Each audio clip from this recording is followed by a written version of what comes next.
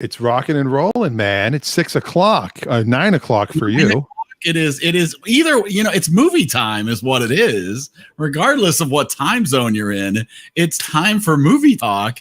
It is time, once again, Friday, March 22nd, 2021. Wow. How about that? We are proud to be bringing you episode 41 of the film festival. This time, once again, to gather and talk movies and television and entertainment and just have fun and hanging out. And this is going to be a good one tonight because we are going to be talking about 1987's RoboCop. Yes. And it's also, it's my brother-in-law's birthday. Oh, wow. How about that? Yeah. So happy birthday, Tim. That's very nice. That's awesome. Hey, happy birthday, Tim. Absolutely. Well, we're ready to launch. Let's launch this thing and then we'll launch this puppy. Some conversation.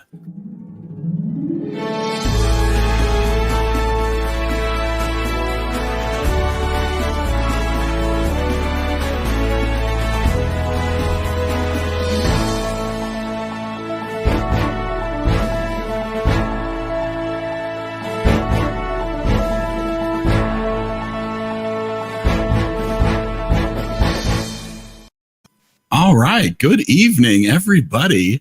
I'm Eric.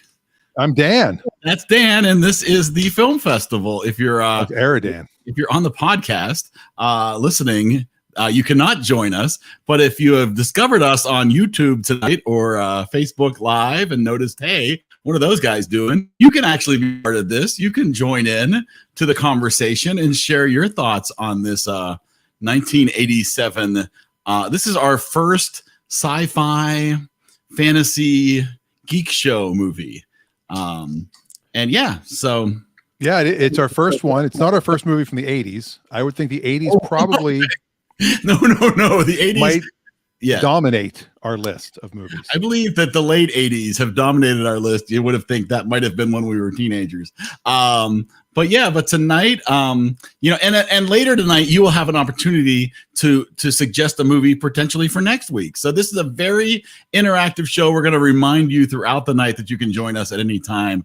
But let's break down RoboCop. So 1987, rated R, Peter Weller, Nancy Allen, and a cast of hundreds. Miguel Ferrer. Do you know who Miguel Ferrer is? The late Miguel Ferrer. He just passed away not too long ago, but he is first cousins of George Clooney. I had no idea. Yeah. You're full of that. Could have been one of your wacky facts. I know, but now so a budget of $11 million and a worldwide gross of $53 million and really good scores from Rotten Tomatoes. Critics giving it a 90% and the audience score giving it 84% on Rotten Tomatoes. So a pretty beloved movie. I think this is going to be this will be an interesting conversation tonight. And again, is EriDan Live working? It is, because it is. So you can join us just by grabbing your phone, your tablet, or your PSP. What else might you might want to grab your Newton?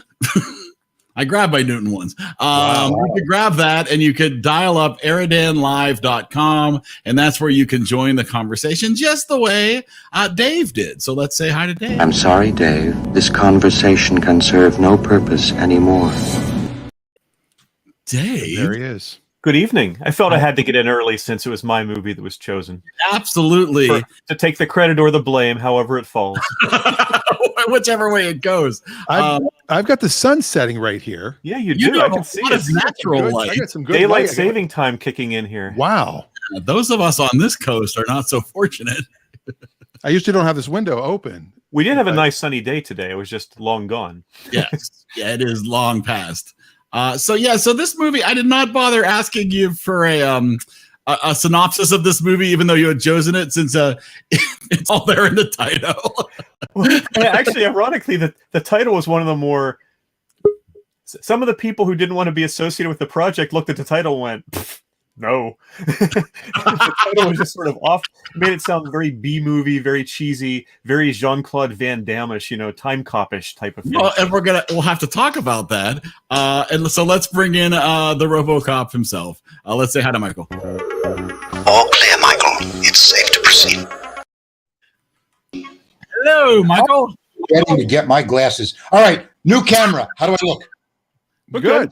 Yeah, What kind of camera are you using there? Not as good as the guy It's, behind you, but you look good. Something called a stream. Wait, what's the name of the brand? Spettle streaming webcam. Oh, right off of Wish. Yeah. I ordered it 9 years ago. That's Right, right. right, In I 1980. ordered it pre-pandemic, but So so now what's interesting about this movie to me is that I would have sworn I have seen this before, but we watched this 4 hours ago, and I don't know if I ever saw it. had you seen it, Dan? None of it felt familiar to me at all. I've seen it a bunch. Yeah. Yeah, because Wow, that's that's a walk. I just did the walk when I walked out of my bedroom downstairs. Did you do the turn your head before you I bought got it? to go upstairs and do the show. Which became a very popular dance move, I believe, in Breakin' Boogaloo. Breakin' to Electric Boogaloo was this. That dance Well, move. it was. I mean, it spawned a cartoon series the next year. Oh yeah. And of course, the remake 40 years later. A bunch of sequels and a remake. Yeah. You know how we did Yes Man and looking back, it was actually better than I remembered it. RoboCop was the other way around. Oh, interesting. Well, you see, here's the interesting thing to me is because you mentioned that when people read the title that they thought, oh no, it's going to be campy. And it made me think that maybe back in the time, oh, how nice you brought snacks, Michael. Yes, I decided that if we do film festival night, from now on, I'm going to bring popcorn for our film festival night. Oh, very nice. So what's funny to me is I only that bring vodka.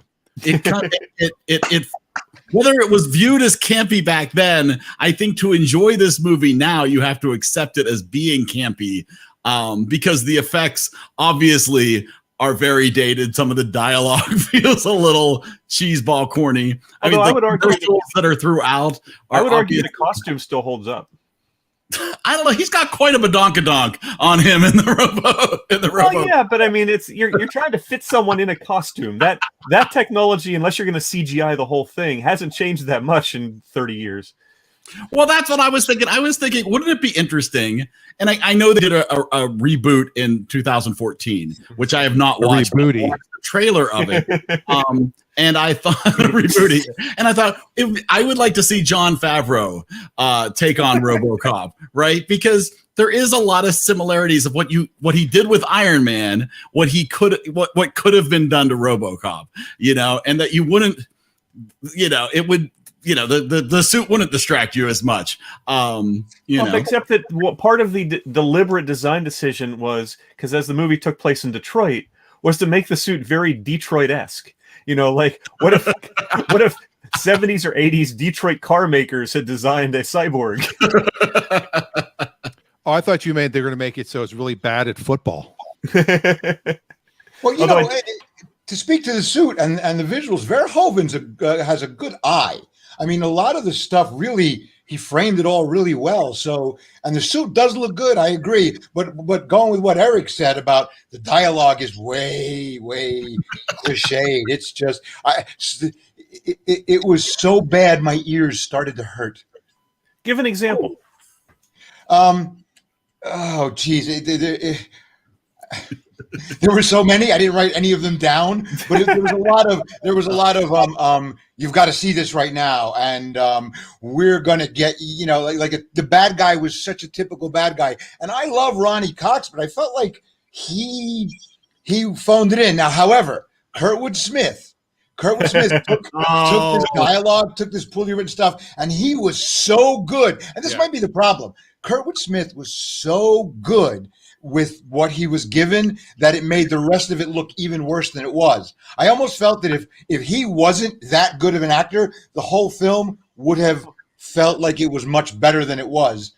But again, I'm looking at it with 40-year-old eyes. And he auditioned for both the role he got and for the role that Ronnie Cox got.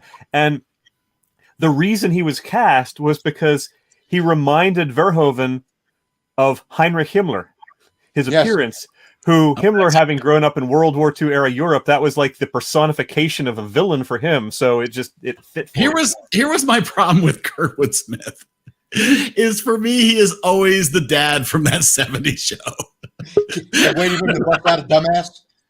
And so it's so hard for me that he's kind of younger and he's trying to be, very villainesque. And it's like, but that's the dad. Good for him for taking on parts as he got older that were for older people and not trying to be an older person doing younger roles. But it was very interesting for me to watch him in his youth because I was so used to him being the dad. Did you ever see? That'd be like saying though that I can't accept Robert Downey Jr. as Iron Man because he's Chaplin. I guess it just all depends on again. You get used to seeing somebody in a certain role. It's maybe why people couldn't accept Iron Man as Dr. Dolittle. Yeah, but you no, that was just a bad watch. You didn't watch. You didn't watch RDJ over and over again every week on 70s shows, so that's why you could separate him from Chaplin. Well, it's like when you saw Christopher Lloyd in Star Trek. All of a sudden, you go, Jim Ignatowski as a Klingon. Prior to Doc Brown, of course. So, hey, we're reminder to everybody who's watching, you can join us, and you could be our next guest, just like our next guest.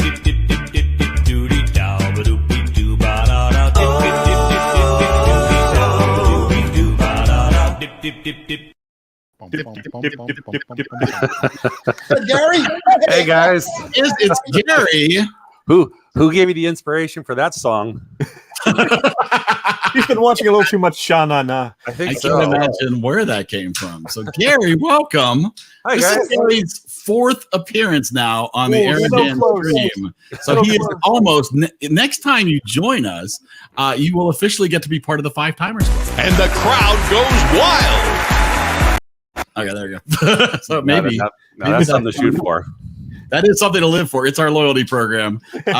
So we appreciate you joining. How are you, Gary? Doing very well. Thank you. So what is your experience with RoboCop? I enjoyed it. I had not watched it for several years, and I think it does stand the test of time. It's still very enjoyable. Like you said, a cast of thousands. Great cast, actually. Yeah. But overall, I'm going to give it a pretty good score. Spoiler alert. You know what I loved about it was it just started. It was just like RoboCop, and then the movie. It wasn't like, what I'm saying, like it's just like they threw the logo out, boom, here comes the movie. Well, and to also start it without, they could have started it with him as a cop or something. No, they started with the news broadcast, which is a really fun way of introducing that. They started it with humor. Well, that's the thing. There was humor throughout, and it was that kind of weird humor at times. That was my question: is what category do you put this movie in? It's not a comedy. It's not an action thriller. It's not a sci-fi. It's all of the above, actually. Yeah, it's sci-fi fantasy for this one. Sci-fi fantasy. Yeah. It's definitely fantasy. Okay. But it did have some comedy in it, and it has car jokes in it. You have it would have been good sci-fi fantasy and potpourri. It would have been a good either one. Well, yeah, I think a lot of our movies, and that's the point where once it's on the board, it's just on the board. There has to be at least a vague agreement that it fits the category. But other than that, exactly. So, but no, I said to me it didn't feel familiar at all, which gave me a unique perspective from it because I'm like, all right, But here's the thing I will say that I felt throughout watching it, where Dan has made reference from the comedy world that it's like, well, if you're a comedy person, if you're writing comedy, you need to have seen this movie with some of the movies we've reviewed. And I think if you classify yourself as a geek or a nerd or a love of sci-fi, this is essential viewing. Does it hold up? Does it match what there's things about it that are a little like, okay, and some of the effects, especially like the stop motion effects on which I'm assuming was stop motion. Oh, it was stop motion. For the ED 94 or whatever. 209. Interestingly enough, erectile dysfunction. What? They did an upgrade of that, and they made a CGI version of it, and it didn't play as well. So there's a version of the film out there with a CGI version years later, maybe on the DVD or the Blu-ray, but the one that's on Amazon Prime was definitely the stop motion. Speaking of Amazon Prime, I mean, look at Lisa Gibbons for a second. Oh my goodness. What was this move? That's how much she wanted to be there. Is she cold? I mean, the 80s hair, the partial mullet. The 80s. The female mullet. She's like, 3 minutes will give you the world. For me, the newscasters were almost the best part of the film because they were giving this commentary, a social commentary of the time with all those newscasts and even the commercials. And those two really played the news, the vapid newscaster who was looking completely for ratings only. It was one of the better parts of the movie for me. And Miguel Ferrer was excellent. I mean, from what I read, they even partially reworked that role after he was cast because he was more just the sleazy businessman, and they actually found he played it a little more sympathetic than they had planned. So they sort of played that up. That he's ambitious, but he's not evil like Ronnie Cox is. Yeah, Cox is definitely evil in this movie. Adam Jones is in the comments and he says he laughed at the scene where the ED-209 fell down the stairs. I do love the fact that they've built this multi-billion-dollar robot, but stairs. Well, that's the line. Well, that was the line from "Who cares if it works?" You know, that was one of the lines from the film because it's just the industrial 25 years complex. of parts. Miguel Ferrer, who I mentioned earlier, he did die back in 2017. His mom is Rosemary Clooney. Yes, his dad's, of course, Jose Ferrer. Jose Ferrer, yes. And his first cousin is George Clooney. George Clooney. Yeah, this movie was like a movie of Dead or Alive for me. I kept thinking, wait, Ronnie Cox dead, Miguel Ferrer dead, Ronnie Cox is alive, barely. Ronnie Cox is alive. Ronnie Cox? No, he just died. Really? How recently? I have to look now. Let me look. I'm 10 minutes ago. While I was in the waiting room. No, actually, he is still alive, according to IMDb. So I guess you failed your game of Dead or Alive, Mike. He's 82 years old. I broke he said he last acted in 2019, so he's still reasonably. Somebody should tell him, though. Somebody should let him know. Hey, you're still alive, Ronnie. It's okay. He's done a lot, Ronnie Cox. What's the first movie you think of when you hear Ronnie Cox? Boom, Beverly Hills Cop. The Beverly Hills Cop. That's what I say. Oh, yeah. I mean, he did Stargate. I mean, he was in so many things. Oh yeah, Deliverance is my second one. First I go Beverly Hills Cop, and I go, oh yeah, Deliverance. Deliverance. That's right. It wasn't Deliverance. Yeah. What about Harper Valley PTA? Yeah. What about it? Two was okay because they had some of the people back, but without Verhoeven directing, it was more cliche. You had to go back and meet his wife. You know, you had to have. It's like, Yeah, Adam shares in the comments that RoboCop 2 was okay, and Part 3 and the remake sucked.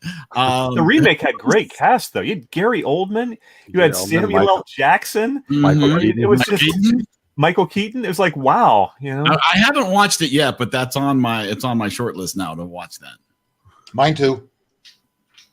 From the trailer, it's very different because they have him clearly much more aware of what's going on with him than in the original, because they have, even just in the trailers, going, why can't I move? I'm paralyzed, and things like that, which, you know, he was nowhere near aware in the original movie of that. He just was RoboCop and then was gradually getting little bits and pieces of memory back. Well, speaking of memory, if you're a female and you'd like to be on the show tonight, it's a sausage party here. Anybody can be on the show. Wheel. Put sausage party on the wheel. Well, it could be now that we put that in your brain. EriDanLive.com. EriDanLive.com is the address to join. Takes you right here. Boom! You can jump on, and you can talk about in the comments tonight live, and you want to throw out your comments there. We'll share them with everybody. That was one of the 25th anniversary panel they did. I'm not sure if it was Comic-Con or where, but I was watching some footage of that on the Blu-ray, and they did ask Nancy Allen, so You know, what was it like being essentially the only woman in this massively testosterone-fueled movie? Pretty on par with the movie. And one of the things Verhoeven said was he deliberately cut her hair short and did the outfit and all of that to desexualize her. He didn't want there to be sexual tension between her and Murphy. He wanted that to just not be a thing, which in some ways helps the movie not be dated. Because, you know, in most movies, there would have been some sort of attraction between them. Murph, Murph, I'm so glad you're okay. I mean, clearly they're did they replace everything friends, with the mechanical things, or? Yeah. Well, you know from the nightclub scene in The Kick that he's apparently not terribly sensitive down there. Well, this is part of my question, right? And I think they're a little more clear about this in the remake based on the trailer. Is how much Robo, how much comp? Like, I mean, because we get the feeling that he's got at least his face, and his eyes, right? But then the rest of his head seems to be replaced with electronics. How much going down is robotic versus? Well, you assume from the fact that they're feeding him essentially baby food that he has probably a human digestive tract.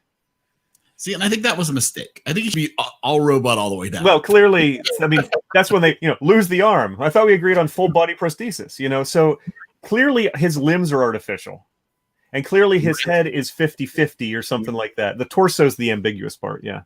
Yeah, and scientifically, and I'm not, that good at cyborg science, but I would guess that if the brain is still alive and they're using the brain as a central processor, you need to nourish it still the same way we nourish our own brain. So there's your reason for food. So whether or not his digestive system is still his digestive system, and the fact that I am debating the RoboCop digestive system, I think this is important. I think this is what people want to know. I mean, what did Darth Vader eat? Anything? I want to jump back to Nancy Allen for a second. Okay. I had an issue with this. His partner was his partner for 1, maybe 2 days, and she's got this much of a connection with him that she puts her career and her life. Like 1 hour. I think it was longer than that. It's not the time in the movie was not necessarily obvious how much time had expired since they joined together. It looked like they were on their first drive. Yeah. It's like they were on the first drive to me too. And let me tell you something. That's some top-notch loyalty. You're with a guy for a couple of hours, and you're that loyal to him. She reads people very well. But they're cops. You're loyal to your partner. That's part of the deal. That's right. Exactly. But if you're only with a partner. He endured for a couple of days. Are you going to be that emotionally invested in him when you see him as a robot, or are you just going to go? Endeared herself to him with the spinning of the gun story. That was supposed to be enough. Where it's like, oh, you learned that for your kid. I'll die for you. With TJ Laser. Really an homage to TJ Hooker. Where was Shatner? That was more for us than for I think for her. The gun spinning thing. Now, can I make a comment? One of the things they messed up in RoboCop 2 was when they created the new RoboCop, they pulled out his brain, spine, and eyes, and that was it. And they actually had it like floating in a tank, and it was like, huh, okay. Gross. Can I just say, Peter Weller, not a good actor. I disagree. Really? I disagree too. Other than RoboCop, what was his best performance? Buckaroo Banzai. Yeah. I was just say Peter Weller was pretty. He was pretty when he was young. And I think if he had gotten some better stuff, better than RoboCop and Buckaroo Banzai, he might have gone somewhere. If you watch him more recently, his talent has matured, and he really has developed as an actor. Well, but if you look at his IMDb page, he has gone on to be like, he directs like hundreds of things. Like, you know what I mean? So I think his success level is, he's doing okay. Yeah, he also credits Verhoeven for a lot of his success as a director, because he says he learned a huge amount from him on this film. When they would get ready, he said when it came time to film, Verhoeven's like, let's film. He did not waste time. He was like, nope, move, film, go. And even though it took like hours and hours to get in that suit and makeup, there was no time wasted. Interesting. All right, let's talk about the violence. In particular. That's the version I watched. When the guy gets shot in the conference room. Well, what about the stabbing in the neck and the spurting? That felt like a Tarantino moment for me. Well, Verhoeven loved that because he felt that, you know, it was total overkill, deliberately, which set up the next line, which was somebody call the paramedics. And the line right after that should have been 60 rounds. You know, the line after that should have been, "You mean the morgue, or you mean the coroner?" Yeah, that was pretty funny. That was pretty excellent. Yeah, I mean, I was, you know, and we'll get into this when we talk about what else I've been watching. I've been watching some violent things lately. So this to me, when I was like, oh, I hear there's a lot of blood, I was like, eh. Any Tarantino? No, yeah, maybe by 1980 standard there was a lot of blood, but you look at it today and you just go, you know, we're sort of, you know, desensitized. Well, when he got shot up, it was pretty bloody. Yeah, yeah. Well, that also was very you think, okay, he's done. That was expanded in the unrated cut. His being shot in the head was more gory in the unrated version. It took 17 tries to get this down to a rating R. Yeah, down. Nice. From NC-17 or whatever they had back. It was probably X. Yeah. It was in the there wasn't an NC-17 yet. Oh, the F word is in it 35 times. There are people that's their job to count the F word. Now, you know, getting back to the social commentary part of this. Again, this, if you look at it carefully, that huge robot was an illustration of unchecked police brutality. And even RoboCop himself, when he was arresting Boddicker, was a little trigger happy. So it was there's Verhoeven and the scriptwriter were subtle, and then they hit you over the head with it. With you know, this is about parts of this is about, you know, unchecked brutality. Well, they really hit you over the head in RoboCop 2, where they programmed him with over 240 additional directives so that he wouldn't, you know, he was like, he would walk in the middle of a crime and he would say, "What's going on here?" And that's, you know, and they'd curse at him and go, you know, "Bad words create bad feelings," and things like that. It was That's awesome. And a little swear jar pops out of his chest and he puts $1 in it every time he curses. That's funny. Oh man. But there was RoboCop 2, RoboCop 3, RoboCop 4, 2 cartoons, the remake. It was hugely successful. I didn't realize there was a 4. There was a 4 that got limited distribution. It was what was the year? 1994. Then there were 2 TV. Well, there was also a non-animated TV series in '94. Oh wow! Yeah, 23 episodes. 23 episodes. Wow. So there you go. So it lasted a season. Yeah. That's awesome. All right, Dan, are you ready for? I'm ready. You gonna get freaky? 5, 4, 3, 2, 1. Ooh, so freaky. All right, here it is. Dan's 5 freaky facts. I'm going to start my freaky fact off right here. Very freaky fact. Are we ready for this? Sure. Oh, Richard Nixon and RoboCop. Wow. Look at that. Now, that's not Peter Weller, by the way. Is that Forrest Gump? Is that from Forrest Gump? Boys Clubs of America. Yep. Yes. I almost downloaded that for my background. Really? Yes, I almost downloaded he was hired. Richard Nixon was hired to promote the home video release for $25,000, and he gave the money to the Boys Club. Wow. Which is now the Boys and Girls Club. It was just the Boys Club back then. So that's freaky fact numero uno. Wow. Another interesting one, Peter Weller and Nancy Allen have the same birthday. Cool. 1 in 365 chance, or 366. Wait, same exact year? No. I don't know about year, but June 24th is their birthday. Zack Snyder, who we may be talking about later in the show, he said this is one of his top 5 favorite films. That explains a lot about Zack Snyder. Yes. Oh, this was not in the IMAX format, at least the one I watched. No. This actually was probably 4-3. 27 years after the movie's release, Detroit did in fact file for bankruptcy. Another interesting fact. And finally, Eric, you'll love this one. The special effects in this movie were generated with a Commodore Amiga computer. Wow. VIC-20 was not available. Best sound editing. Right. So you mean the SUX 6000 doesn't exist? 6000 SUX. Yes. I was wondering if Dan was going to be talking about that at the next on the next Clutch Radio. If you'll be reviewing the 6000. The police cars were all Ford Tauruses, So, which were very an '86 Ford Taurus was very futuristic. Yeah, back then. Now, and so clearly the 6000 SUX was a middle finger at the Pontiac 6000, which Eric's dad used to own. All right, Dave, for you, I went and looked up some of the quotes, and here's some of the quotes. Okay. Dead or alive, you're coming with me. Seriously. Nice shooting, son. What's your name? Although I did like the exchange, Dick, you're fired. Thank you. Bang, bang, bang. That was kind of fun. Pretty good how he could process that so fast. Well, he had a Commodore Amiga. Well, yeah, he was the Commodore 64. I can't shoot you. You're fired. Oh, I can shoot you now. You know what? I forgot. Dead or alive, you're coming with me. Well, what's funny about that whole you know, you don't work for the company anymore, I can shoot you now. That actually, you know, one of the things I've been watching is I watched the entire run of the Resident Evil movies, and that exact scenario happens in the last movie. It's like, wonder where you got that from. Well, RoboCop's first directive, serve the public trust, was inspired by a fortune cookie. No. It was inspired by what? A fortune cookie.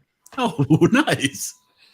Fair enough. And the numbers 5, 17, 32, 14, and 5.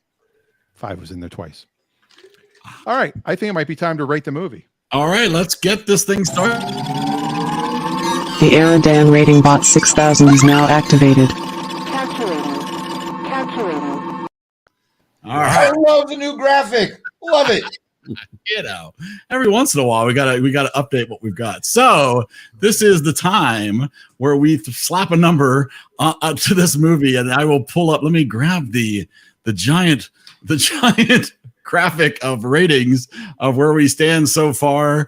So obviously we're looking for a scale of 1 to 100. So far, our highest rated movie is always Back to the Future. Oh, so that's the icon for mind F movies, huh? It's a little. Dan thought it was a cat at first. It's actually like a little black cat. It's a little devil. It's got little fangs on it, but you know, looks like Batman. Little Batman. You know, whatever you got. Do you guys need a legend? Really? No.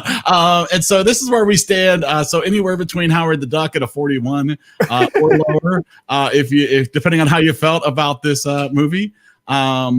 And so, and Adam points out that our budget on this show must have expanded for those 50 graphics. The podcast is up to 68 cents.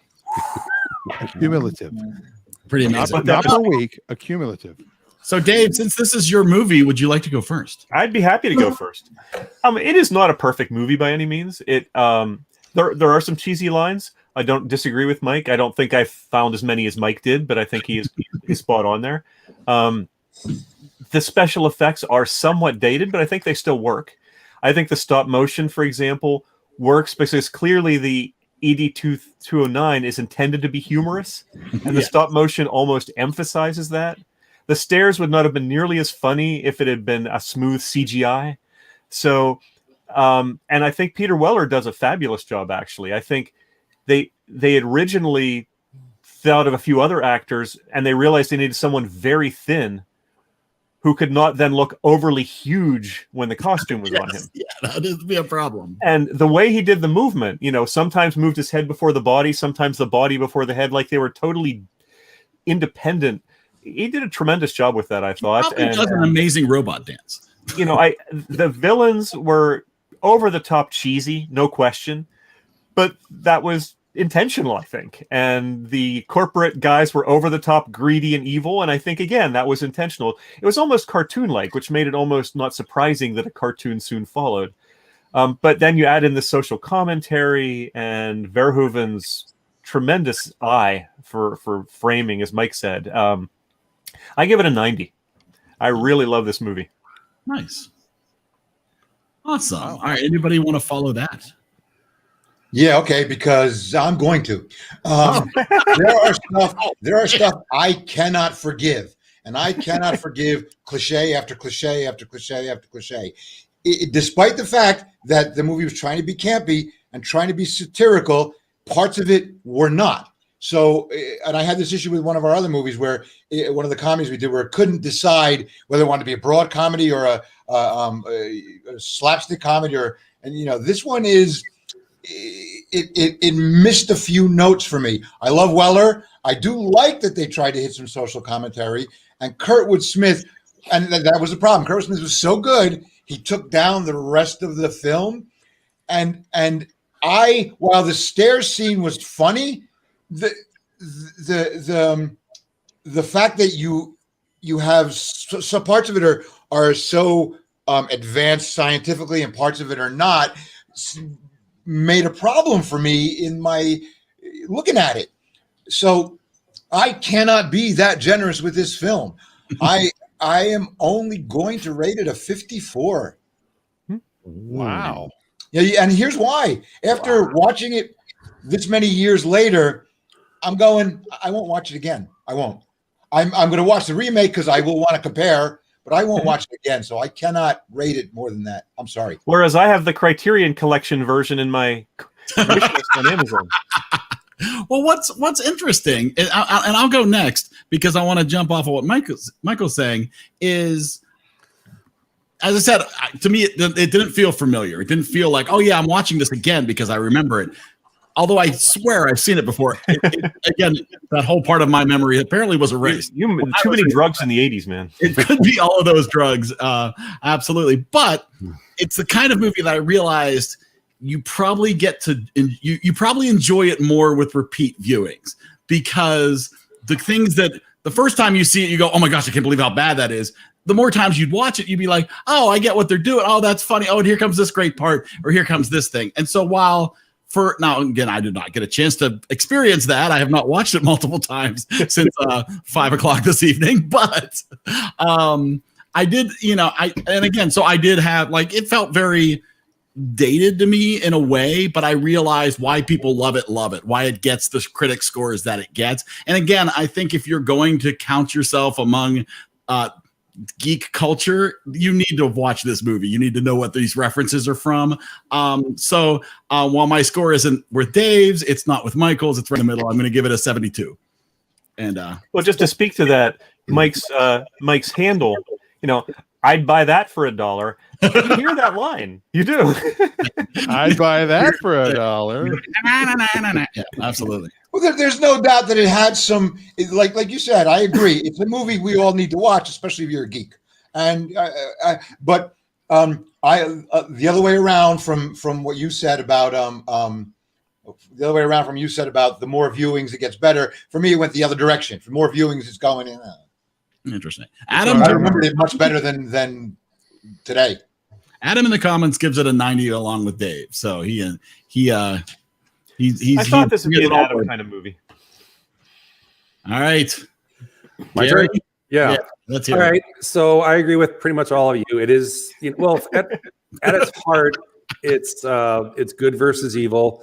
But it's science fiction, it's fantasy. I like the idea of, a guy gets, he gets killed and he comes back as a cyborg and he gets revenge on, his arch enemy, the guy that killed him. It's very cheesy. The writing is kind of like, so, but that's why I like you want to call it gratuitous violence. I liked it because while the writing was put me to sleep, the violence was like, ooh, wow, look at that. So I kind of like that. Weller is great. I don't think another performer could have probably done a better job than he did. So I think they got the right guy and he nailed it. Nancy Allen. Yeah, I agree with you there. No. Could have done a little bit of a weak point. Yeah, exactly. So she was just almost like an extra, not a supporter. Anyways, overall, I enjoyed it. Would I watch it again? Yeah, if it came on, if I had, nothing else to do, sure, why not? So I'm going to give it, I'll say an 81. Nice. Yeah, it's a good movie. It's a well written or the story is it's a good movie. So everyone should see it at least once.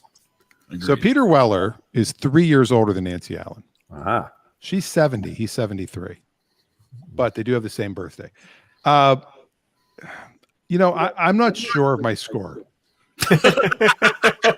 As you guys are talking, I kept going up and down and back and forth. Like, yeah, no, wait, yes, wait, no, wait. My precious, no.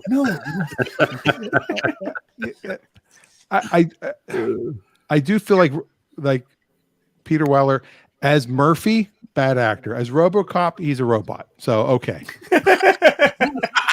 Well said. A wooden actor is perfect to play a wooden part. Yeah. Was Al Gore not available?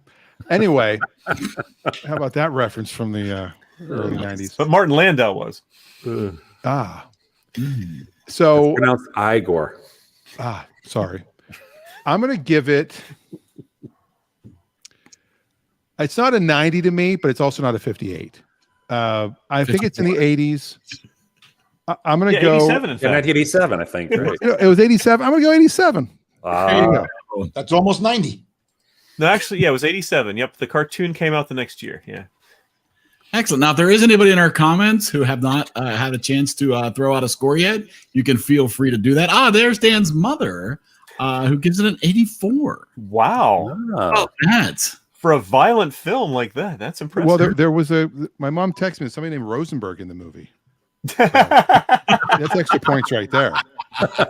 That is worth extra points. Absolutely. What name was that? My sister and my brother-in-law will tune in and watch this. They can't always watch live; they'll watch after the fact. My sister thinks that it's adorable that your mother watches along and rates it. It's my favorite the whole evening, and especially RoboCop. That's fantastic. I'm glad you liked it. That's awesome. Well, that's wonderful. Well, we'll hold off on giving out our final score until we wait and see if anybody else in the comments wants to share it. But in meantime, we will go and see what we're gonna. Oh, Kevin Rosenberg was a character before we leave RoboCop. Yes. I just think it was because this was Verhoeven's first U.S. movie, and then he went on a streak. He did Total Recall, then Basic Instinct, then fumbled with Showgirls, but then.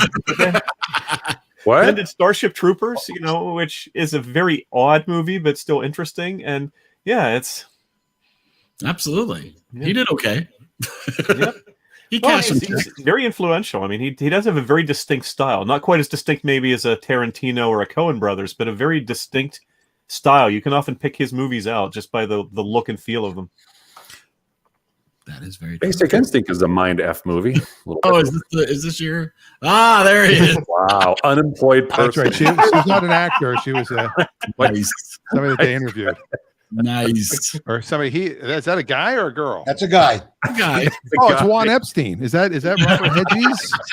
Is that a relative of yours, Dan? Oh no, it's Eddie Van Halen.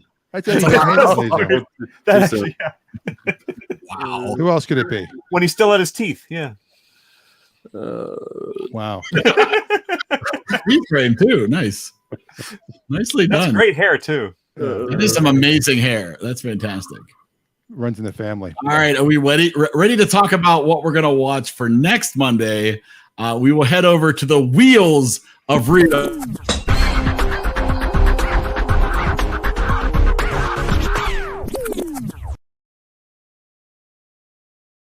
There it goes. I've been busier.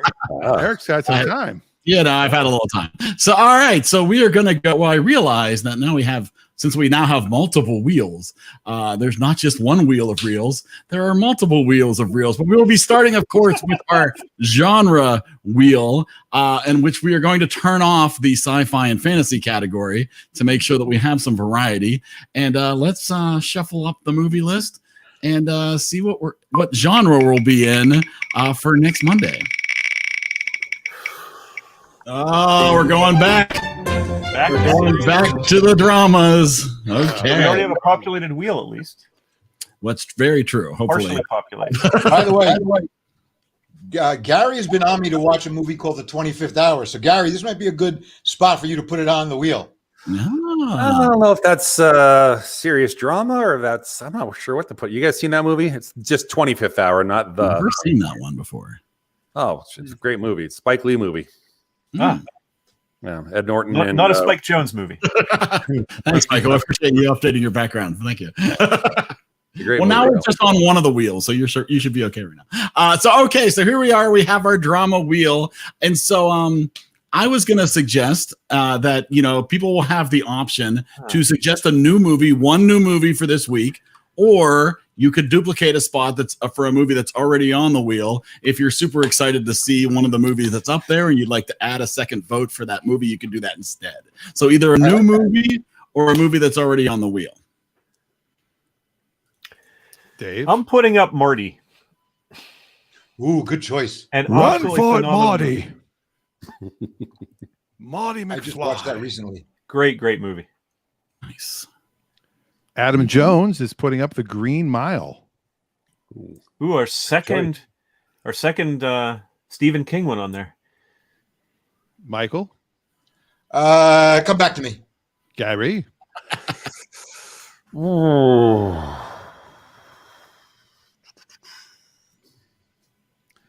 It's Michael's favorite movie, and I still don't know why. So, Citizen Kane.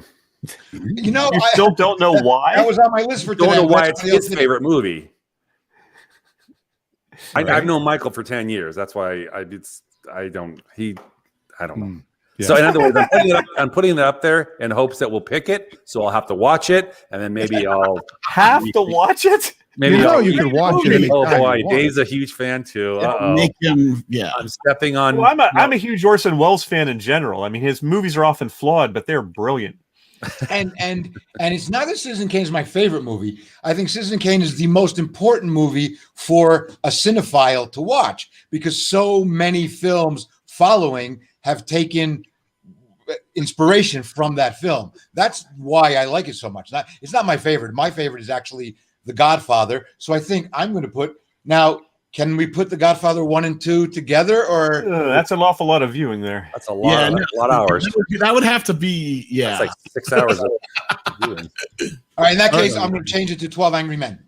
Okay. Ooh, nice. In the comments, Jacob Angel. Hello, Jake. Johnny Drama. Is that a movie, or are you just saying? Or is he referring to somebody here? Is he a cousin of Johnny Dangerously? Which we already watched. Or is he calling Michael Johnny Drama? No, sorry. Yeah, I've got two movies. One of them I'd like to maybe double my other movie, and another one is a movie that I think we should do. And you're not going to share either one of those thoughts with us. Well, I mean, Somewhere in Time is the movie I picked before, and I really would love to watch it again. And I think it'll be a great movie for everybody. I'd love to have a conversation about it. Yes. But I also mentioned A Star is Born, the most recent version of it, which I think is a great movie. And, it's one of 3 movies of Bradley Cooper's that I cried during. So I'm torn. Nobody's doubled up a movie, so I'm gonna add another Somewhere in Time. All right. So we last drama that we watched was Silver Linings Playbook, which had Jennifer Lawrence, Bradley Cooper, and Robert De Niro in it, and that prompted me to watch American Hustle, which had all 3 of those people in the same director. And I decided I'm going to throw up Joy, which also has the same cast and director. Very loosely based on Joy Mangano. Yeah. Get a little variety. Jake wants to know if Le Mans would be considered. Oh, now he's okay. Now you're going to go with the Big Chill. You got to go with one, Jacob. Which one do you want to go with? I think his last comment was the Big Chill. It's a great movie. We'll go with the Big Chill, because Le Mans, I don't know how easy it would be to find that. It's a 1971 Steve McQueen flick. All right, I think unless anybody else out there. Oh, my mom, mother. Mother. That's right. And I'm not talking about Mike Pence's wife. She'll put up Pulp Fiction. Also known as Mother. And it's not too late if you are watching and would like to join in the conversation. We're going to be talking about TV and other movies and other things people have watched this week. So if you'd like to join in now that all that RoboCop talk is over. All right, going back to Jake. The question is, does Le Mans constitute? Le Mans will be a drama, or is that an action? It's a car chase movie. It's a car race. More action adventure. That's more action adventure. Yeah, that's not a drama. I stick with a Big Chill for drama. This is, I want Somewhere in Time. Have you guys all seen Somewhere in Time? Long time ago. I have. Long time ago. Somewhere in Time. I love the film. Adam did The Green Mile. My mom has to. We still have other people. I mean, I can see by the numbers there's more people out there. So please. I saw it so long ago. Christopher Reeves was still walking. We'll have to put up Sorry. Go right over that. We'll give 30 seconds. 30 seconds for. Every movie he was in. I'm going to hell, fellas. It's okay. And he was still alive too. Every movie he was in, he was still alive that we saw. Last time I saw that, he was Wait, still when we alive. go off the rails, we go off the rails. And Ronnie Cox was still alive too. I hate you. Hey, is Betty Epson still dead? Did he hang himself in his prison cell? Oh, Jeffrey Epstein. I'm sorry. Epstein, Betty Epson, whatever. It's not Epstein from Welcome Back, Carter, is it? I'm so confused. I committed suicide. Signed, Jeffrey Epstein. All right, it's time to Mr. Epstein's suicide. up. I think it's time to spin. All right, Mom, you don't want to add one? 3? Remember, on a delay, she's 3 miles from me. She might be thinking. She's, digging Which through Tarantino film is her favorite? her collection of DVDs. Because we now know she likes bloody movies. All right, well, we can add it to the wheel, but it won't be on this week's. It won't be next week's movie. Yes, of course. Yeah, absolutely. There we go. All right, well, let's do this, sucker. Let's find out what's on tap for next Monday's movie review. Oh, this is your mother's. This was your mother's choice from last week. Oh, there you go. There you go. That's why she didn't choose. She knew. No, she goes, I don't even have to duplicate the space on the wheel because I know you're going to watch my movie. So there we go. The Great Showman. Hugh Jackman. Hugh Jackman with no adamantium. That's a very good point. He's a very big Ackman. He's a huge. Oh, please. Zach Efron, Michelle Williams. For you. Facepalm. Yeah. So that is streaming on Disney Plus. So if you are a Disney Plus subscriber, you can watch that in 4K without paying any fees. Otherwise, it's available for rent and purchase. Adam asks if it's a musical. Yes, it is a musical. So we can expect a really low score from Adam. Yeah, and they're your mother's thrill. That's awesome. Yay. Awesome. Yeah. Well, Adam got a 90 this week. You can't give him his favorite movie. Very good point. That's a very good point. Yeah, I wanted a good time travel movie. So, what are we going to do? Well, this will transport you back in time through song. By the way, Eric, you do need to try the new Dr. Pepper Zero. I know. I was holding off on bringing that comment up. Adam made that comment a little while ago. I've been wanting to push it. Seen that in our stores yet? Oh, you don't have that there? No, I have not seen it yet, but I've also not been to a store. You can order it online. I will let you know. Adam, order him a case. Send him a case. For Friday, we'll see if I can get some in it. I'll do a live taste testing here on the show for Friday. There's a reason to tune in. See, I think The Greatest Showman is going to be as much of a challenge to me as RoboCop was for Eric, because I don't think I can watch that without. I don't think I can see Zac Efron without thinking. So you have not seen The Greatest Showman? Margaret has. I have not. Okay. Anybody else? Has anybody else seen this? It's a drama. I have seen it. I've seen it. Oh yeah, I've seen the it. music in this film. Oh, the Loved music. it. There's the one song, I cannot remember the name of it, but it's so good. It's so memorable. No, I can't remember the name. It's when it's up yours. It's the star turn. That's the name of the song. Welcome to Pile Where On the Mike young Monday. couple it's a song where the young couple realizes they're in love with each other. It's a great love song. I can't Zendaya. Yeah. Never give up or something. Never lively conversation. Never surrender. It's never surrender. And our first musical, this will be a fun conversation. So that's for next week. Never give up, never surrender. Isn't that from Galaxy Quest? Galaxy Quest. Yeah, I think you're right. By Grab Thor's Hammer. Yes, that's also in The Greatest Showman. There's a song called By Grab Thor's Hammer. That's right, exactly. Well, tune in for that. Get ready for that next week. Now it is time to talk about what else you've been watching.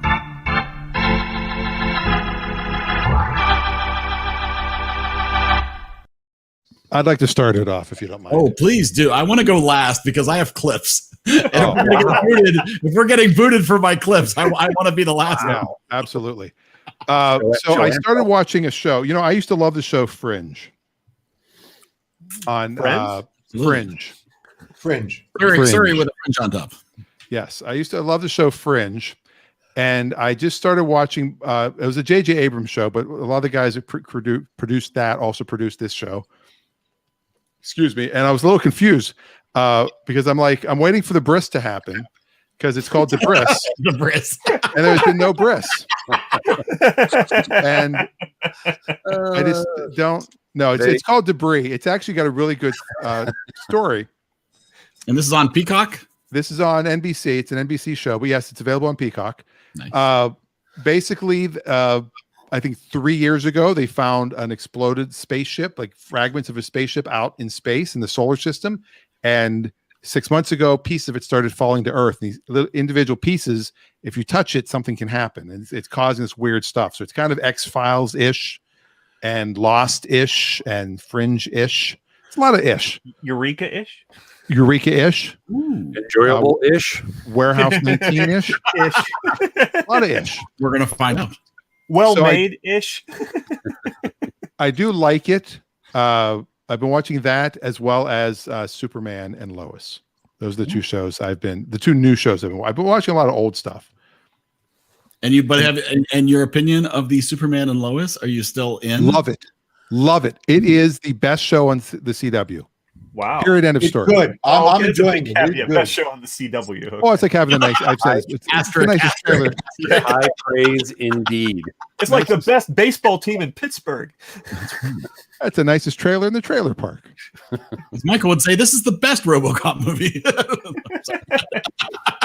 No, but it literally, the production value of the show also is, to me, it's movie quality. It really is good.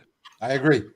The Superman character is flawed. He's a little weaker than I expected him to be. Like, they can knock him over a lot more. Like, Superman should not be able to be knocked over. I actually like that. I like that because the problem with Superman over the century is that he started out not that strong. He was stronger than most men. But he couldn't fly. Bullets would bounce off him, but he was not as all powerful as he is now. So I kind of enjoy that they scaled back the power a little, because I said this in my review of Wonder Woman. When you need to have the villain be godlike in order for us to worry about the hero, your hero's too strong. Yeah. Well, I mean, don't agree. Christopher Reeve, got hit by a taxi cab and put a dent in the bumper. It didn't knock him over. And it's weird, like it's inconsistent to me. That's all. Well, it's Christopher Reeve Superman was a different style than the current Superman. This one is more focusing on how would the family deal with this knowledge. Yeah, and Adam is done. He says he's done with superhero movies. They're all disappointing, including Falcon and the Winter Soldier. I will talk about that in a bit. Movies. Yes. Oh yeah, but I did not yet watched Falcon and the Winter Soldier. But Anthony Mackie was on Kimmel the other night, and they showed a clip of it. And Kim was saying, was impressed by, how he's flying and all this stuff going on, all the special effects. He goes, back in my day, here's what superhero movies show. Here's what superhero TV shows looked like. And he showed a clip from The Greatest American Hero. Oh, what about the original Superman? I mean, you could see the table. It was all flat where he was laying. He was flat along the bottom of himself. Well, Batman climbing up the building. Yeah, that was Sammy Davis Jr. would pop his head out. Hey, man. That's some crazy stuff, man. Adam does make another good point. Endgame set the bar so high that his expectations are very high now. I agree with that. Raising Endgame, it was awful. Infinity War was the one. Infinity War was the one that was high. No, the whole it was a two-part series. Okay. So Michael, what else have you been watching? Well, I brought this up on Friday. I'm going to bring it back up again because I started season 2. Condor. If you have seen 3 Days of the Condor with Redford back in the 70s, which, by the way, that final speech Cliff Robertson gives in 3 Days of the Condor is still relevant today. It's very cool to watch that final speech. The writing in that is excellent. Excellent. Yeah. Well, based on the book, 6 Days of the Condor, and the remake. I've been kind of wondering if you could do a good remake of Condor, and I am impressed with this TV series. Unfortunately, it's only available on Epix. The first 2 episodes are streaming on Amazon Prime, so you can watch the first 2 episodes and decide to subscribe. And I got my brother-in-law hooked, and now he's pissed because what Epix did was you can't binge it the first month that you subscribe. You have to wait so you don't. Yeah. Oh, they're going to get 1 month out of you no matter what. Yeah. And but it was so well made. Bob Balaban, William Hurt. Wow, that's a cast. And a whole bunch of new actors that were just so good. They cast Max von Sydow Jabert as a female ex-Israeli Mossad agent. She's the main hitman in this. They altered the plot a little bit and updated for modern times, which is expected. And they have to pad it because it's, I think, a 10 episode thing. So, and I have not having read the book, I know that the 3 Days of the Condor varied from the book a lot because they shortened it from 6 days to 3 days. And whereas Peter Jackson, I don't know how much of the book. Condor. Right. Yeah. I'm not sure how much of the book is in the series, but it was so good. I'm starting to watch season 2, and hopefully they don't diverge so far from season 1 that it becomes unlikable. But to me, Redford in the original movie, Redford's excellent. Is it Faye Dunaway? Is that who's the woman? Yes. Faye Dunaway. But Max von Sydow is just over the top good. So over good. The top. He's so brilliant. Good. It will happen like this. Happen like this. One day, a friend will approach you in a car, and the car will open, and there's a smile. It'll be a becoming smile. Well, and then when Redford says to him, how did you know I'd be here? They didn't know you'd be here. I knew you'd be here. Yeah. It's like, man, it's so good. There's some lines that throw back to the TV series. Like there's a great line in the series where John Houseman says, yes, back in the Great War, before we knew enough to number them. And they work that line into this series in a way that is completely believable. Some of the actors in this, Max Irons plays the Redford character. He's very, very good. Oh, and I forgot to mention, what's his name? The Mummy. Brandon Fraser? That's what I was going to say. Brendan Fraser. Oh, he's right. Brendan Fraser is getting old and is starting to show. What's cool about Brendan Fraser is he's not afraid to play a character that fits with his looks. He's not afraid to play an aging, middle-aged man who's just disillusioned with everything. And the cast is so good. It's if you guys can watch the first 2 episodes on Prime. If you get hooked, it's only $6 a month for episodes. It sounds like you're hooked. It sounds like you're hooked. Oh, I love it. But I'm pirating it, so. Oh, okay. All right, Gary, have you been watching anything else you'd like to share? I have been. And first, you guys don't know this about me, but I am late to the whole streaming party. So thanks to my good friend Michael here, I have recently just cut the cord.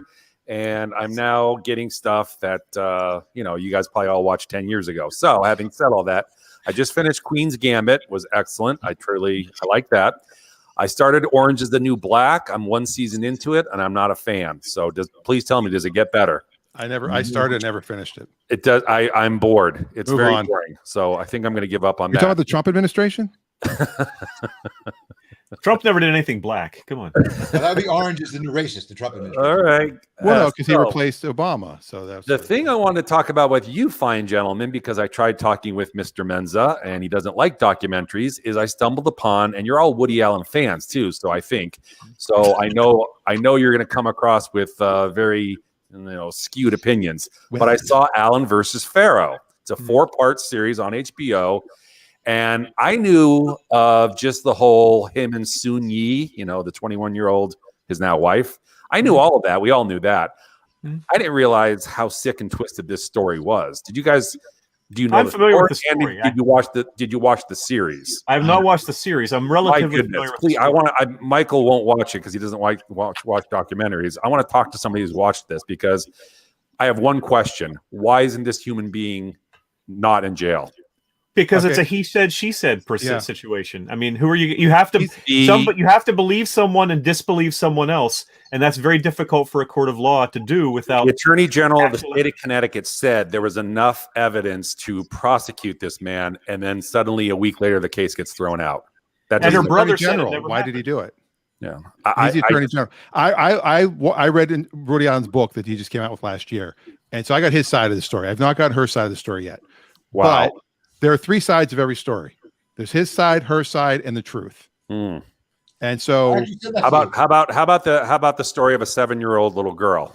You think it's really the fact that the attic that she described doesn't exist, that there is no attic that anybody could fit in the house that she described, that and her brother Moses says none of it happened. I am tempted. I am inclined to believe her, but I'm not inclined to believe her without any evidence to the degree I would throw someone in jail. I'm not saying he's not creepy. I think he's creepy. Right. You look at his movies, everything is sexualized, and he's dating young women his whole life. And the Sun-Yi thing, while it's not his daughter, I agree, it is creepy because it's his girlfriend's, because he was not married to Mia Farrow. 35 years younger, 40 years younger. What is, so is Trump's wife. I mean, so is Howard Stern's wife. So a lot of people tell us how you feel about Trump. Don't hold back. So, hey, Dan's next wife isn't even born yet. Tuck Trump. Listen, every time I see you, you're dating younger women. Before you know it, you'll be dating sperm. What movie? City Slickers. No, I thought you were going back to Buck Privates. So wait, if I'm this old, then she's this old. I think Woody Allen is a slimy guy, without a doubt. And a brilliant filmmaker. He is a brilliant filmmaker and a brilliant comedian. You can't take that away. Just like Cosby made amazing content, but you can't take away that he raped women. And he actually did go to jail for it. Right. Woody Allen adopted 2 daughters after all this happened. So adoption courts went through all of his files and still said, yeah, okay, we'll give him 2 more kids. If any of the 5 of us were in that situation, are we not in the jail cell? Maybe not. Maybe not. But again, you have to remember with that series, because of his power and his fame. That's Mia Farrow and the girl were intimately part of this, and he was not. So this is clearly her side of the story. That doesn't mean it's not true, but this is clearly her side of the story. Yeah, I'm not saying it's not true. I mean, and that's the thing. I'm not defending Woody at all. And I got in arguments with a few people online that I respect deeply. There's only 4 episodes. Woody Allen slime. There's only 45, 50 minutes long. Please watch. I want to watch one of them because my problem with it is I change your mind a little bit. I promise you that. I guarantee with as much stuff as I have queued up to watch, watching something that will make me as uncomfortable and be as unpleasant as that is not high up on my queue. Well, do me a favor then. That was part of me too. I was it was like the Michael Jackson documentary came out a couple years ago. That's also a one side of the story, and I'm not going to watch it because if I don't have both sides of the story and I can't form an opinion based on complete information, I can't give myself up to it. Well, I think we challenged Dan to watch the documentary since he's read the book, and we challenged Gary to read the book. Right, read the book or listen to the audio. I listen to the audio book, which is read by Woody. Halfway there. Book. What is this book thing you speak of? Gary, you listen to the book. I listen to the book, and I'll watch the documentary, and we'll discuss. And is book a streaming service? Is that book? Book.com. Head over to book.com. It's an app. But I'm on the board of BPA, the Bainbridge Performing Arts here, and we had Bullets Over Broadway as one of our upcoming films. Is that Bullets Over Broadway? That's a Woody Allen play, right? Yeah. Yes. Yeah. Okay.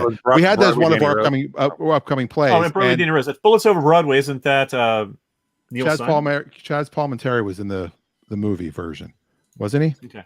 Anyway, we had a Woody Allen play that was going to be the next season. I think Woody Allen was Broadway Danny Rose. But it wasn't Broadway Danny Rose. It's Bullets Over Broadway. Bullets Over Broadway. Okay. And we canceled it because when all this first started coming out, and again, Woody Allen's been creepy since he married Sun-Yi. However, Sun-Yi's my age. Sun-Yi's 50, and they've been married since she was 27, and they've got 2 kids. And it's not like he just raped her and that was it. And that, wham, bam, thank you. I mean, and she comes out, she loves him, and they've got love doesn't know age and numbers and things. I can see that. But yeah, he's in a place of power. He's her mother's boyfriend. They never lived in the same house, which is also something that you find out from his book. Mia Farrow had 3 kids, 2 kids commit suicide, and there's a lot of things that have happened in Mia Farrow's life too that they don't talk about. If you were asking me if I were on an adoption board, as Dan said, and we're deciding whether or not to put a stamp of approval on him adopting a young girl, I would err on the side of no, based on what I know about the situation. But would I also err on the side of not throwing him in jail based on what I know of the situation? Yeah, because I have not seen enough to say that there is enough evidence for that. He's done some creepy shit. Bottom line, let's leave it at that. Yep. We all agree with that. Yeah, that's not very controversial.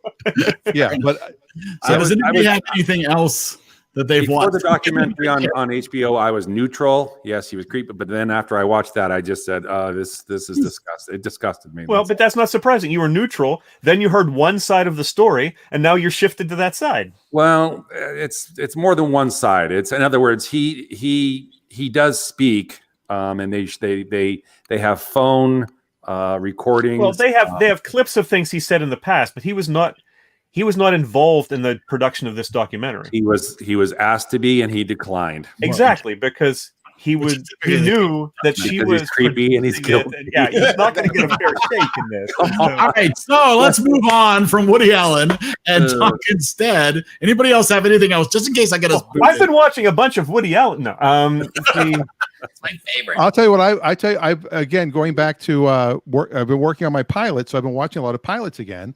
And the I Love Lucy pilot, there's a very interesting version that it was not for air, where they just kind of introduced the characters. It was pretty cool. Interesting. Yeah, it is interesting when I'm trying to think of when in TV history that the model changed, because originally pilots were just for pitching; they weren't really intended for airing. Right. And at some point, they actually started airing them frequently as the first episode. It is very true. Yeah, because a lot of times the actors change, the sets change, Right. the Like names Star Trek, change. the original Star Trek pilot, Pike, right? Captain Pike and all that. 3 pilots they ended up doing. And Three's Company, the one that aired was the 3rd pilot. Jeez. Fascinating. Well, one for each person who was coming. Okay, so I'm gonna launch into this because I've been watching a lot. It's been a long week. As I mentioned, I've watched some violent stuff. I watched all 7 of the Resident Evil movies. I've gotten through 2 of the 3 John Wick movies. Third one is this week. Falcon Winter Soldier, which we haven't talked about, and I know people haven't had a chance to watch that completely, so we won't talk about that too much yet. So no spoilers for that. Did you enjoy it? I did enjoy it. Good. I did. The reviews I've read 1 or 2 reviews, non-spoiler reviews, that were definitely positive. I mean, it was much more conventional than WandaVision, but still very good way to put it. It is very conventional. I'm very anxious to see where it goes. I will say that. I wasn't like afterwards, it wasn't like, oh my God, that was amazing. It was like okay, but good. And there's some points in it that I do have issues with, but I'm going to save that for perhaps to this Friday or next Monday, whenever we have a more serious talk about that. But the most important thing ever happened to me this week is I discovered Marvel content that I was not aware of. And I'm a huge Marvel fan, love Marvel. All things Marvel are delicious for me. All things? All things, most things, I will say, including this, which I was not aware of. So I've saved off some clips to share with you tonight, because some of this is just so delicious and beautiful. So this is 1998, 10 years before Robert Downey Jr. brought us Iron Man. I think on the ABC network, you could have enjoyed this little snippet. Oh no. Oh, I've seen this. Really? David Hasselhoff as Nick Fury. I've seen that. It was pretty good. Oh, the eye patch. Wow. Nick, oh yes, from the Raiders of Batman. One of the writers of Batman Begins. Nick Fury, Agent of S.H.I.E.L.D. Just one. Wow. Not the best one, but just from the least third important cousin. writer of Batman Begins. From the 3rd cousin of the prop master. I am your roommate's cousin's father, brother. What does that make us? So, I mean, for anybody who has issues with Falcon and the Winter Soldier or with WandaVision, you need to take a moment. I said, I've got some clips. So we start, and I'm not going to give spoilers because, heaven forbid you want to find this yourself. Oh, yeah. And it does certainly warrant multiple viewings. But we join Nick as he's been exiled. Already in progress. And they've come to get him, to bring him back. The president has asked to bring him back, and we get to see this. See the old warhorse chewing out the troops. So they sent you too.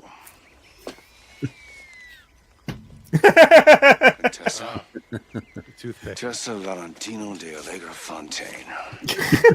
Quite a mouthful when you try and wrap your tongue. Lisa Rinna. Lisa Rinna. Yes. Don't let the blue blood fool you, Pierce. No. Val's an old hand at the sexpionage game, aren't you? All right. Do you want to recalibrate your cheesy dialogue comment about RoboCop now, Mike? Holy crap. Now there's a new baseline. Well, if you want cheesy dialogue, this was one of my favorite moments, not by a main character, but still some of the best dialogue ever written for an action film.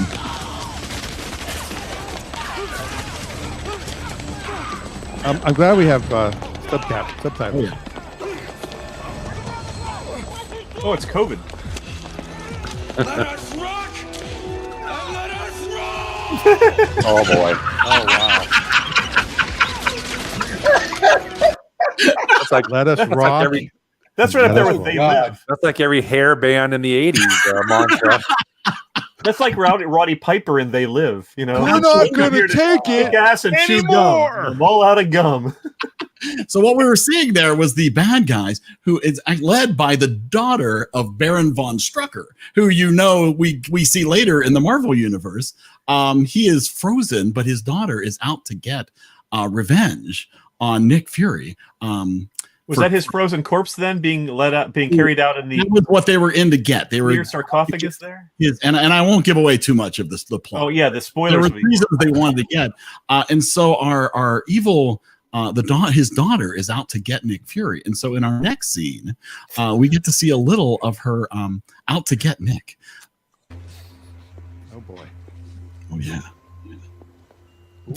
Inspector? She is in disguise here as the inspector. What's this? Inspector, I really knew her. This is about getting the two of us alone in a room together. Oh. Is it true? Is that what Debbie women Gibson? say about you? Well, it It's depends true. on whether you're It's talking one of my true. ex-wives or my mother. So there you go. Wow. Great line. Is it true what women say about you? Wov. That's Twoo wov.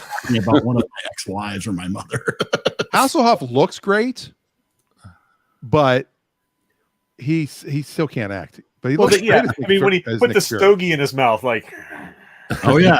Oh, absolutely. Well, that's the first sign of bad acting is when you have to put something in your mouth as a prop. So, Eric, have you gone as far as watching the Nick Cage Ghost Rider movies? Oh yeah, multiple times. Absolutely. Okay. So this next clip gives us another clip. Oh, I've got 8 clips, so get ready. Stand in tight because it gets better as they go along. And the viewership's increasing, so keep going. People are enjoying this, absolutely. So we get a couple of whippy lines from Nick, and we also get a look at the helicarrier, which is obviously Relax, kid. I'm just blowing smoke up your hoo-ha. Approaching restricted fly zone with quarry on board. Please Those are her advise. original lips, by the way. That's right. There it is. This was before Botox was invented. It looks like the ED-209. It was just botulism back then. Look, that's the lower end of a Chrysler 328 engine.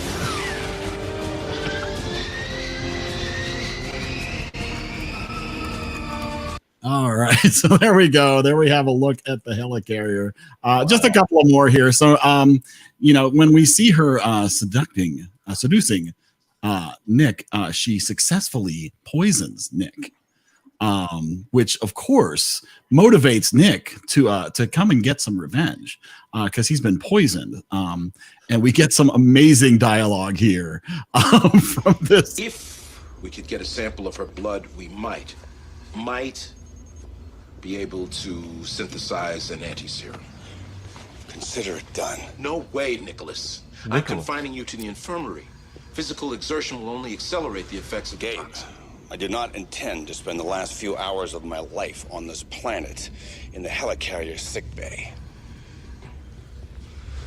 I'll take that vampire's blood if I have to suck it from her neck. Extreme close up.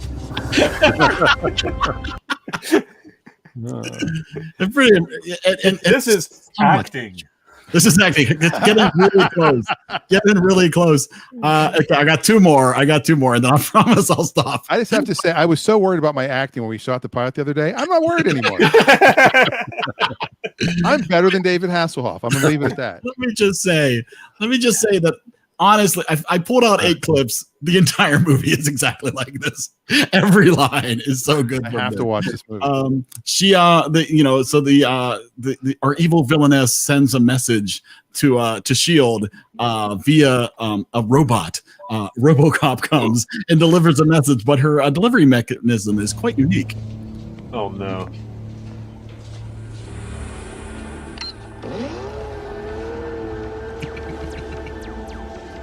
I'm addressing Shield Director Jack Pinter. Listen carefully. Death's Head virus has been set to explode somewhere in Manhattan. You have until 6 p.m. Love this bit again. time tomorrow to assemble $1 billion.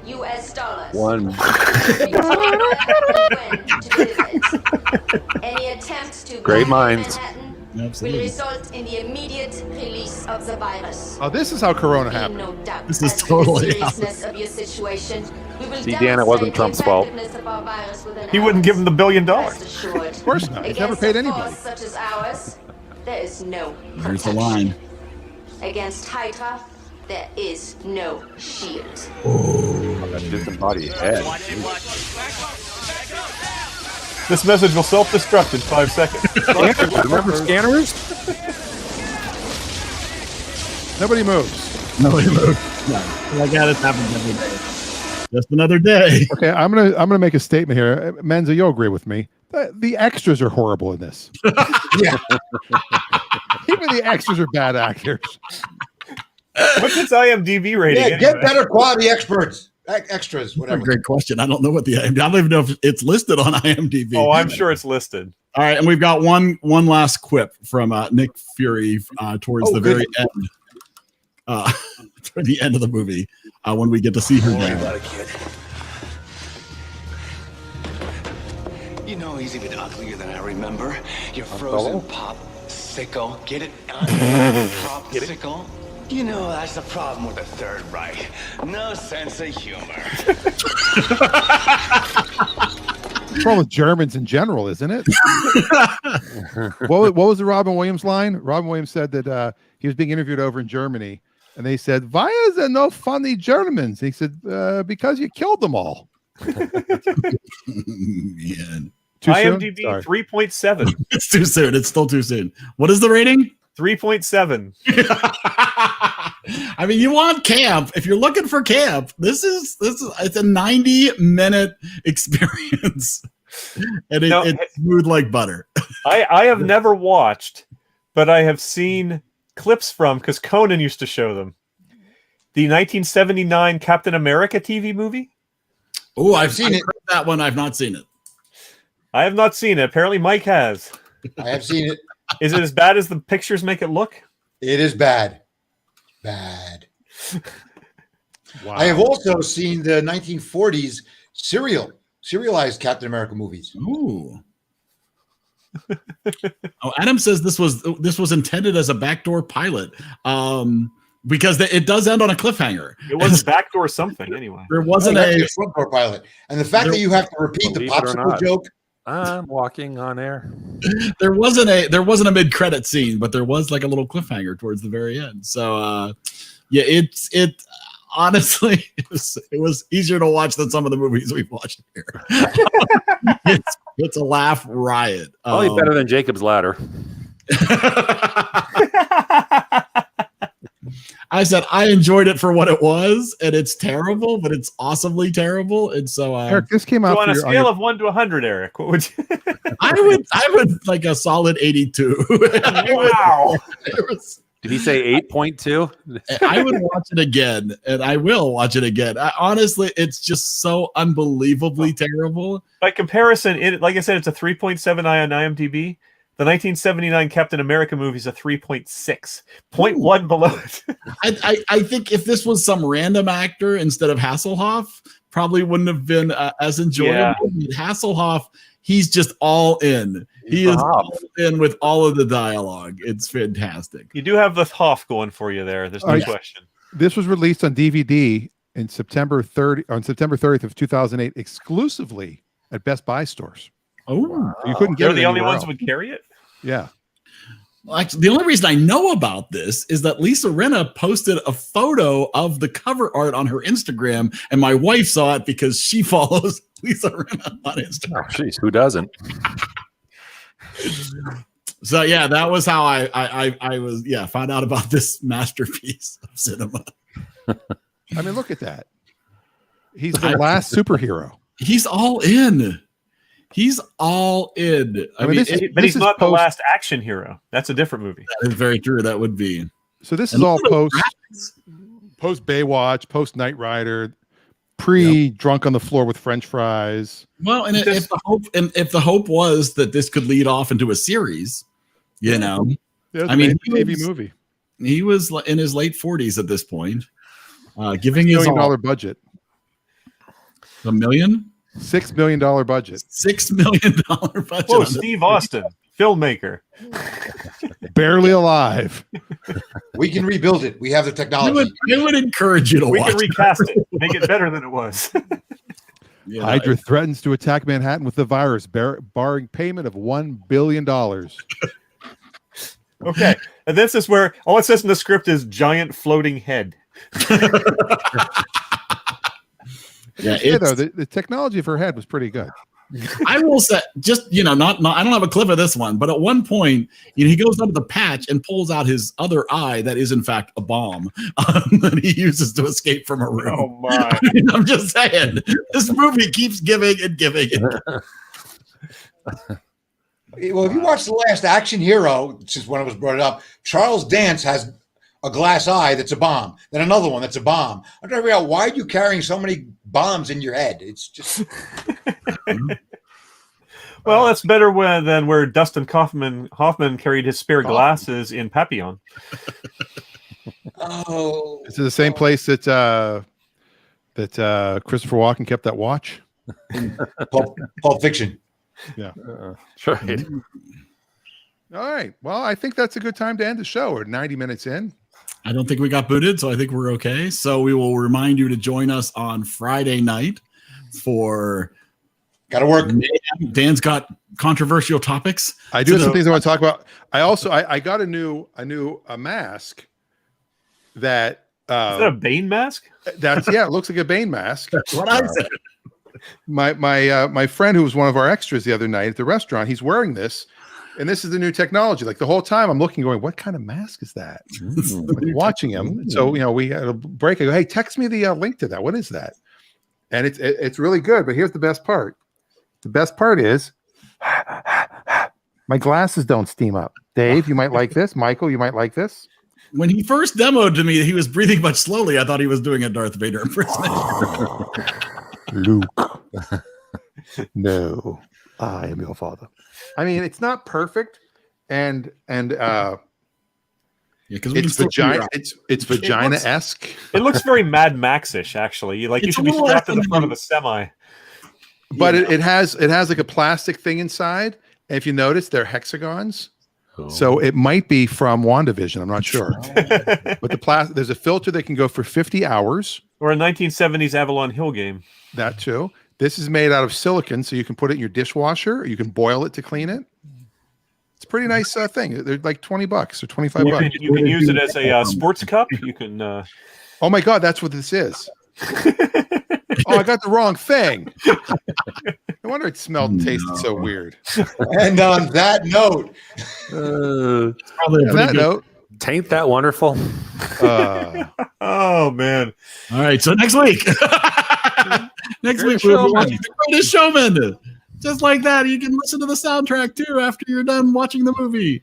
It's a very catchy soundtrack, I will say. I enjoy that quite a lot. I like a good movie musical. Adam will score it. Yeah. Adam, just be double digits, please. It's my mom's. Adam, I don't think anybody has ever gone single digits. No. Even I think Adam did give one movie a 10. And it was ironically 10. Was it 10? Yeah. I would say, Adam, if you don't watch it, you don't have to score it. So just it's up to you. It's true if you really do hate musicals in general, but there is a great story. Plus, if you really are convinced you'll hate it, don't watch it. Not because of the ratings, but because why subject yourself to 2 hours of a movie you'll hate? Watch something you'll like. Go watch Nick Fury. Oh, do that. Balls of Fury. Do that no matter what you do. You know what I'd love to watch? Remember the original TV Spider-Man? Oh yeah. Oh, that's. I love that one. It's just. It's from the 70s. Oh, no, okay. it's in the 70s. I remember the episode I remember the best was a little bit of his blood falls and they clone him. Ah, and I'm good like, job, well, if they clone him, now they're going to know who Spider-Man is. Because it used to be no one knew anybody's secrets. Now everybody knows who Batman is. Well, that was the Superman. shocking ending of Iron Man, was that he was willing to just say, I'm Iron Man. Because Tony Stark always had a secret identity all through the comics. What do you mean? Yeah, and really, DC Comics and Marvel, I mean, Batman and Iron Man are the same guy, right? Wonder Woman and Captain America, same person. They both have shields. That's all. Right. Shield and Shield, yeah. Do they have a Hulk? They have a God of Thunder, sort of. I mean, see, to me, I usually think, if I think of TV Marvel from the old days, I think of Bill Bixby and Lou Ferrigno. Yeah. Well, yes. Yeah, ultimately correct. I think that could have been Nick Fury. Return of the Hulk and the Trial of the Incredible Hulk are both on Amazon Prime. I recently watched the Trial of the Incredible Hulk because it was a backdoor pilot for Daredevil with Rex Smith as Daredevil. It was kind of fun to watch. Interesting. I did not know that either.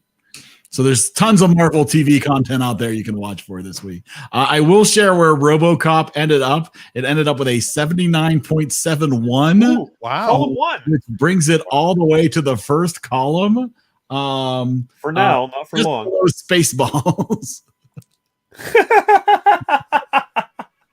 Rated below space. Sandwiched between Spaceballs and the in-laws. Oh, man. Whew. I can't believe it got rated better than the in-laws. Makes me sad. I'm comfortable with that, actually. I think it's time to go, ladies and gentlemen. Are you playing us off? You are. He's playing us off. The Incredible Hulk. Got the little Hulk thing at the end where he put his thumb out and hitchhiked to the next town. Or was that Highway to Heaven? Am I confusing the shows? Michael No, you Landon got the and Bill right Bixby. I get them mixed up. All right. Goodbye, everybody. Good night. Night. See you Friday. Bye.